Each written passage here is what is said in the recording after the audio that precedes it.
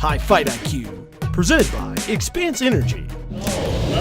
Welcome back, special edition of High Fight IQ. I am joined by UFC veteran and MMA personality, Mike the Truth Jackson. Mike, how's it going? It's going very well. I'm happy to be here. And it's hot out here, man. It's like 111. So, for those of you, I'm from Houston, and the weather is roughly the same, but our humidity is like way different. Dry heat, humidity. So, I stay inside mostly, right? And then I come here, and I'm forced to kind of walk around. It's hot. What's up, man? Man, you know, first thing, we got to talk about what's your status right now for fights. I know that you've been calling out CM Punk. You've been being very vocal. He wants a fight. It makes sense.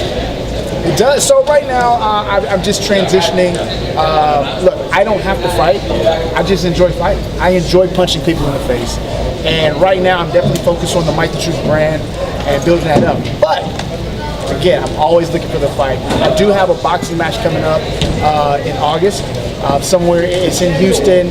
Mike Bronzoulis he started a new promotion. It's going to be a hybrid card between boxing, MMA, and kickboxing.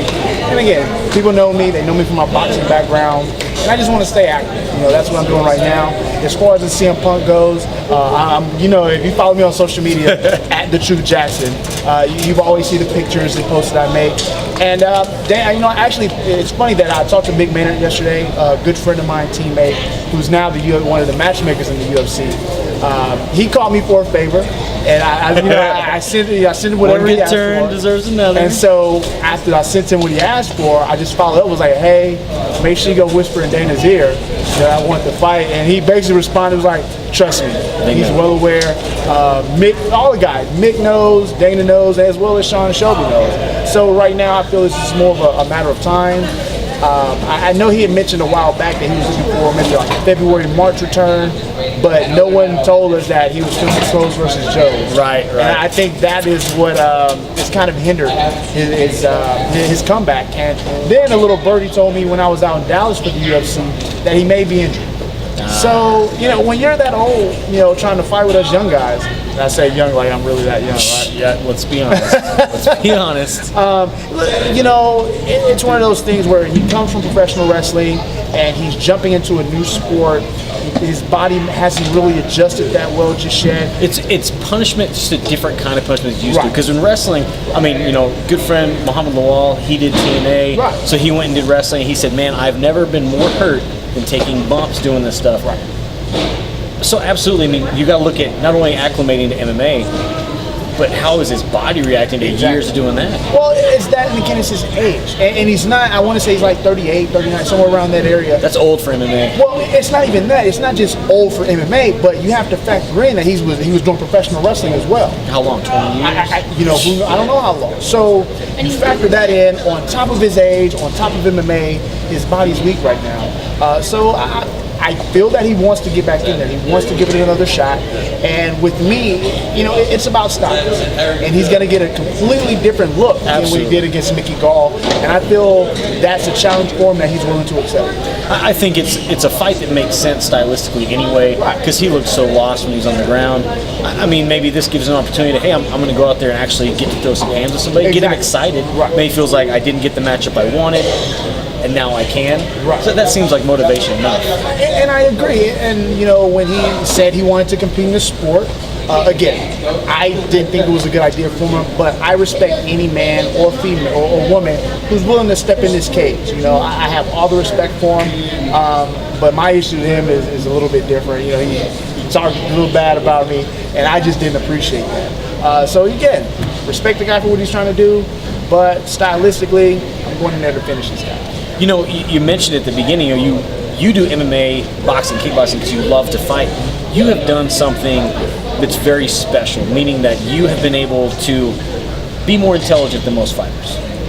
You have a brand, something you enjoy doing, social media, marketing, videography, filmography, taking pictures, and you've been able to parlay that into becoming a bigger personality in MMA. Does it seem like that's something that was that a planned thing all along, or is that something that you feel like you saw you had a platform? Let's just dive in headfirst and go for it, because it seems like guys just don't take the time to think of what else is there besides fighting. It's the latter. For me, I got into fighting mainly because I was a fan of boxing and professional wrestling growing up. My mother wouldn't allow me to partake in karate, which I wanted to do. And as in college, I lucked out and just lucked up into MMA. And from day one, I was like, this is something I want to do.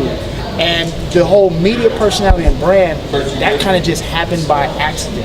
I've always been a talented guy in different aspects of life. I've been taking pictures since I was a little kid. Never really thought much about it. But once the opportunity presented itself, I jumped on it. For people who don't know, I started doing the video blogs. That's how I got my name and exposure.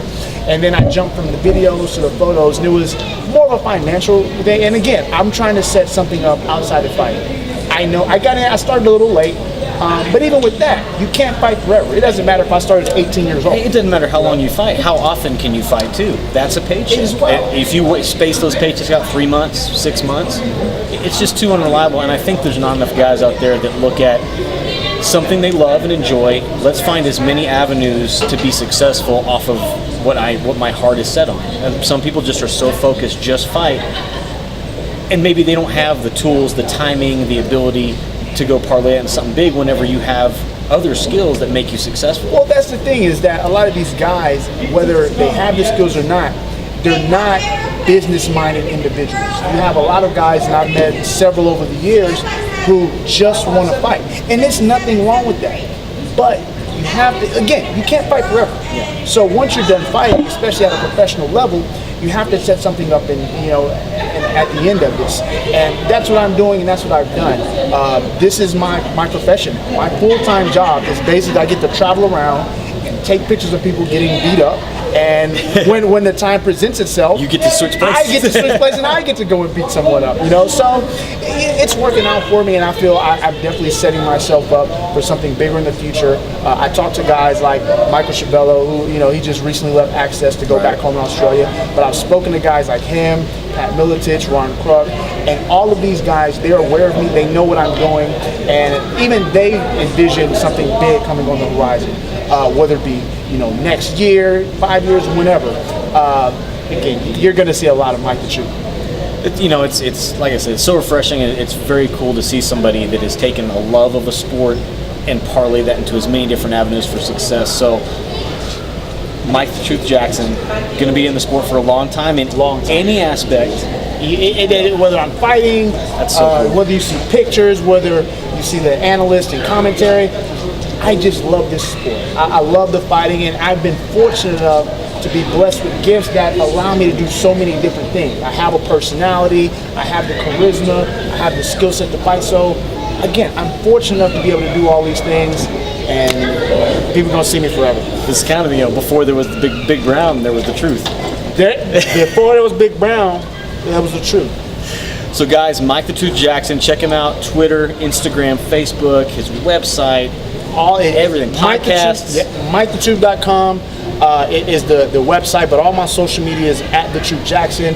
Like you said, I got a podcast. I'm working on new projects with little videos and such, so you got to tune in to find the greatness that is Mike the Truth Jackson.